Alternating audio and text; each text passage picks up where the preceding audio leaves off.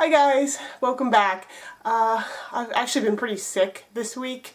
Had a nasty cold and I wasn't even going to make a video at first, to be honest, but I'm really starting to feel better now, so I thought I would do something, but I would keep it fairly simple.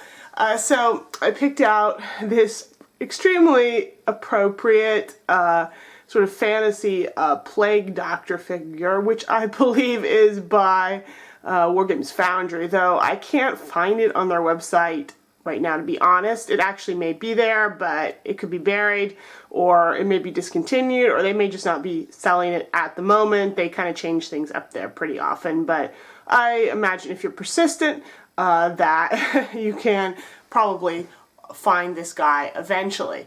Again, like I said, really simple model, so I thought I would actually try to show you a lot of my painting this time around in real time. I've done little segments of real-time painting in some of my other videos, and I know you guys really like seeing that. It helps you see how I blend and stuff like that. So I'm going to try and show as much of this guy as possible in sort of actual at the actual speed, as opposed to about 4 times real life, which is what I usually record or show in my videos. Okay, so to start off with, here are all the paints that you will need for this entire model. I promised it was a simple figure, and it is, so you don't need a whole lot of paint to get the job done.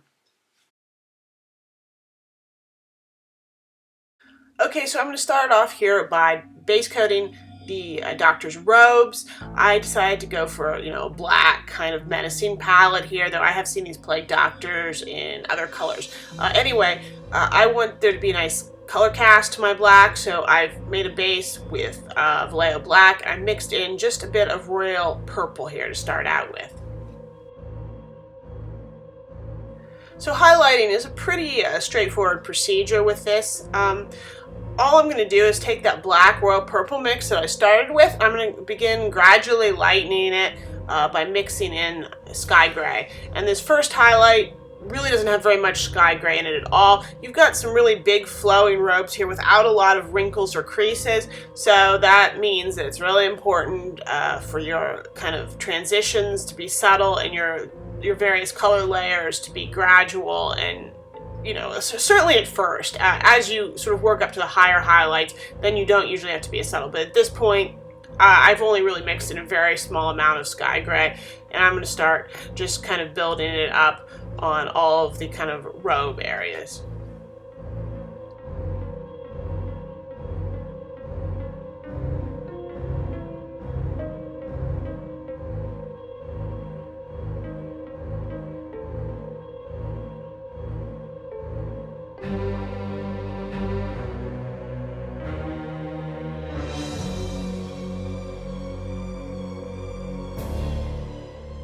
And here now I'm applying my second highlight layer.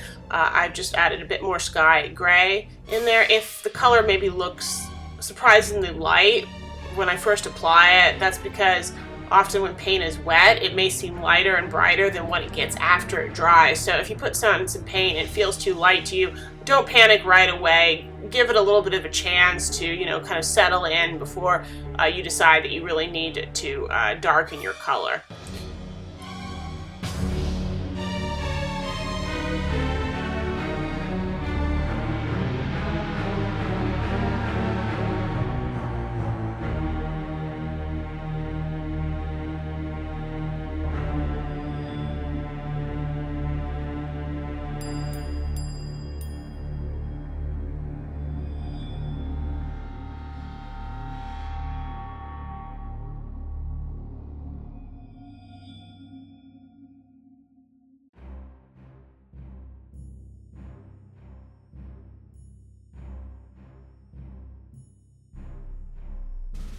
And then here's the third highlight layer going on. Again, just put more sky gray to my base. I have continued all along to add in extra royal purple because I want to keep that, clear purplish hue in there. And if you don't, then after a while, it's going to get overwhelmed by the gray and black, and you're just not going to get the same tone.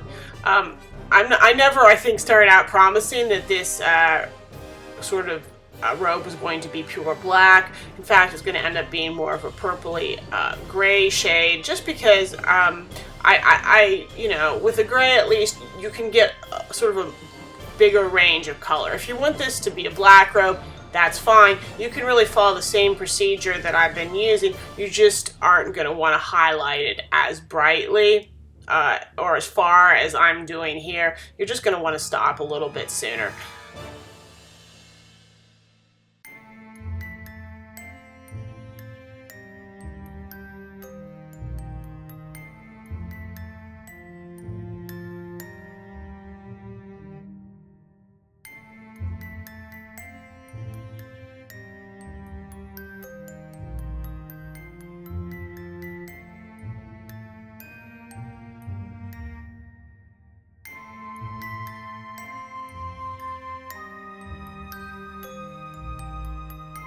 And now I'm applying my final highlight. This is the lightest shade with the most sky gray in it. You can see I'm really focusing it particularly on sharp edges and folds in the fabric, and I'm not going to apply it to big extensive areas for the most part. And if I do, I'm going to really blend it out really heavily, just so things don't get too light. I'm also going to be applying this color as the base coat for the cowl, so that area sort of around his neck. I decided that I want it to be a slightly different tone. It's going to actually, you know, complement the rest of the robe, but it's going to end up being just a lighter gray color. So it's kind of, this is kind of nice because I'm basically going to be working with all the sort of same paints and colors I have, but just kind of making it just, so basically just taking that area and sort of continuing to highlight it lighter beyond what I'm doing on the rest of the robes here.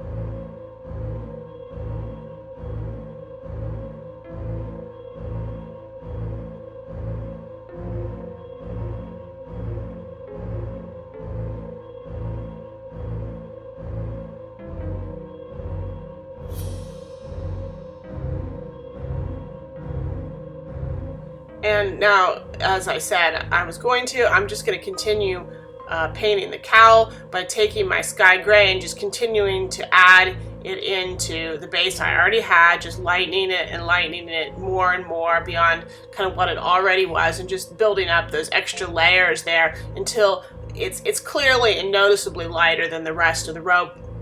You need to highlight it enough that, you know, you can see that it's supposed to be a different color here, or really a different tone. If you don't maybe highlight it enough, then it's sort of the difference between the color you've got there and the color of the rest of the robe is going to be too subtle.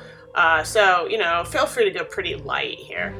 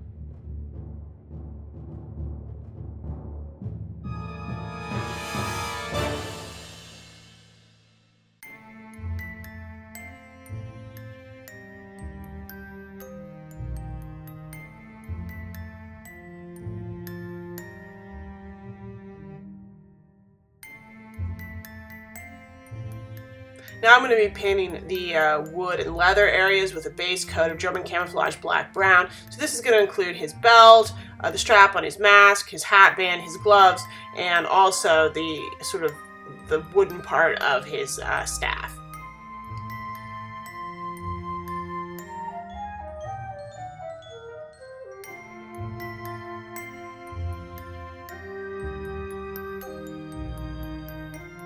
Now I'm going to be highlighting the leather. I'm not going to be showing this in real time because they're pretty small areas with not a lot of blending, so I'm not sure that's quite as interesting to watch. It's mostly really a case of, you know, careful control and good brush work here, which I can't really train you to do by just watching me paint. You'll have to kind of just develop that for practice. But anyway, I'm using my usual leather formula for this. So I'm first applying a base coat of Vallejo Burnt Umber as my first highlight on these areas. And then I went back in with a mixture, 50-50 or so, of the Burnt Umber and Vallejo Beige Brown over top of that. And then I continued on highlighting further with just pure beige brown before making sort of a final extreme highlight by mixing a bit of Iraqi sand into the beige brown, and that's really useful for sort of along the edges of the gloves and the belt and on the sort of the fingertips and knuckles, in any area where you either want a lot of emphasis, like really strong emphasis, or you want there to be signs of a lot of wear. The light color with the leather is really important, but just be careful not to overdo it. The secret to leather looking good is that you have those light worn areas in moderation, but also that you maintain some nice, dark, deep, almost, black areas as well, because that's how, you get that sort of nice leather effect.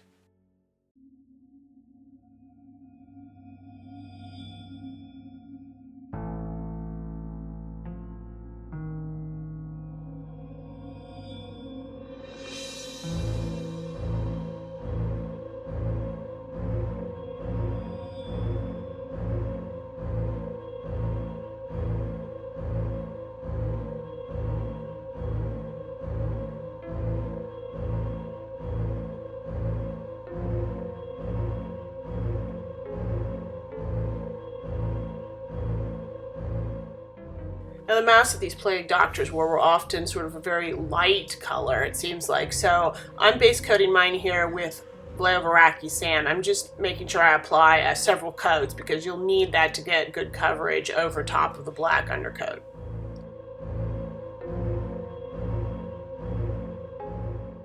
For my first highlight on the mask, I'm then going to take some Iraqi sand and make a 50-50 mix with Vallejo ivory. And I'm just going to start layering that over top. And you can apply several layers. I have switched here to a number 0 brush because you'll just get better control in the sort of fine detail areas around his eye holes particularly, and just along his beak. It's just going to work a lot better.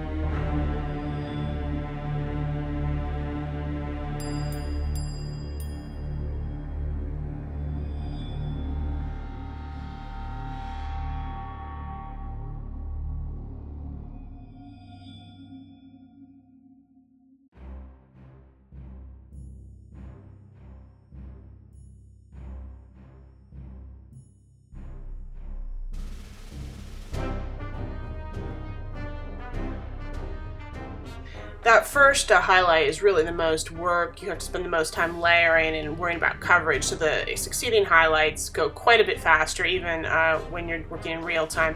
So my second highlight is really just going to be pure Vallejo ivory here, and I'm doing the same technique. I just layering it on several times and emphasizing all the areas where I really want it to look like lights hitting, like the sort of cheek areas, and especially obviously along the sides and top of the beak.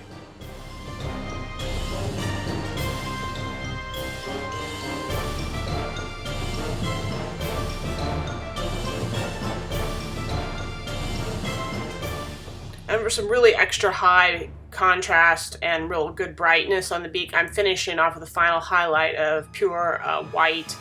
You can see I'm really running a thick coat along the top of the beak and sort of the pointed end of it. And I'm also going to add extra emphasis on those sort of cheekbones and around those eye holes. Even though those are sort of in the shadows on this model, I really want to make sure they get extra emphasis and stand out in this particular case.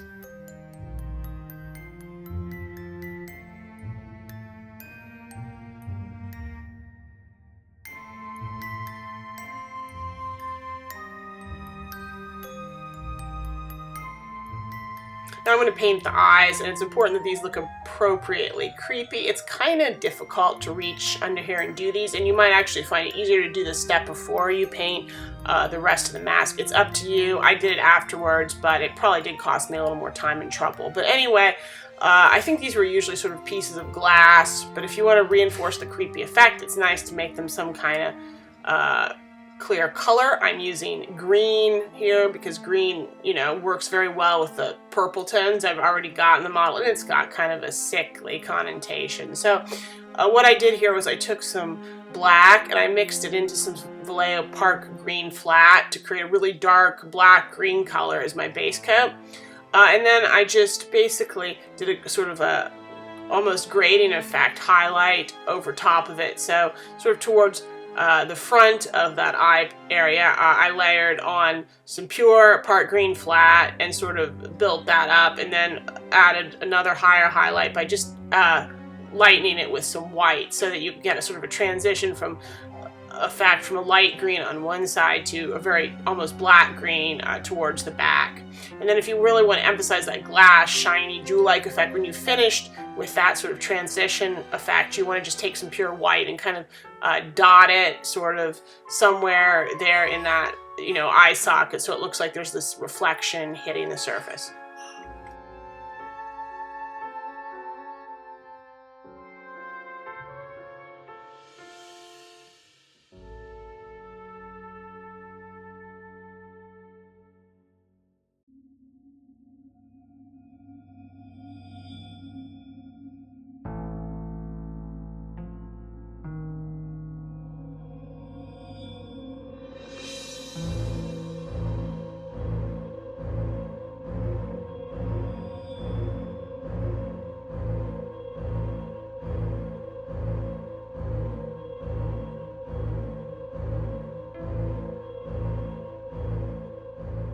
I'm now going to quickly finish highlighting the wood of his staff. I'm not going to show that in real time because it's pretty straightforward. I applied a first highlight here by mixing the burnt umber I already had out with some Vallejo saddle brown, and then applying that. And then I just layered on over top of that some pure saddle brown, kind of building it up before finishing with a mixture of saddle brown that I'd lightened very, very slightly with the ivory. And I just kind of ran a fairly thin band of that just along the sort of the most exposed edge of the wood. Now the final thing left to do is just to paint all the sort of small metal areas left on this model, which include his staff parts and his hardware on his belt. You could do these in several shades. You could use gold and silver if you wanted. I'm keeping it really dead simple here and doing it all sort of in gold tones. So I just applied a base coat that was a mixture of Army Painter Greedy Gold and Vallejo German Camouflage Black Brown, and then I highlighted it up with sort of layering thin coats of the Greedy Gold so it didn't get too bright too fast, and went from there. And if you want, you can even finish by mixing a little Vallejo Arrow Silver or whatever to add some final bright edge highlights here and there on those bits. Okay, so here's our finished sort of fantasy style Plague Doctor model. This figure was very fast and easy to paint, just so you kind of get some idea of the time frame involved. I did this guy in just about 2 hours flat, so that's kind of the sort of what it takes to paint a figure, a very simple figure of this quality, if you're me, I guess. And I tried to incorporate a lot of real-time footage of me, you know, highlighting and blending on this model, but obviously I didn't give you the full 2 hours of me painting it. I cut a lot out because I thought that would be, you know, pretty boring even for the most diehard viewers. But, you know, if you guys really love watching real-time painting that much, if you want to see sometime a completely uncut a figure being painted, you know, just uncut version, let me know. I can certainly make it. It's not difficult for me to do editing wise. I just have a feeling that not very many people would want to watch all of that, but you know, I can do it. So anyway, I hope, you know, this extra insight into my sort of painting technique was useful, and you know, you can appreciate that this is just a nice fun little figure and just sort of great for when you have a few hours to kill. If you like this video, of course, please click the like button, share it too if you feel like doing so, and leave me comments with what you thought of this whole thing. And naturally, you can also subscribe if you would like to see more updates from me in the future. So that's all for now, and I'll see you next time.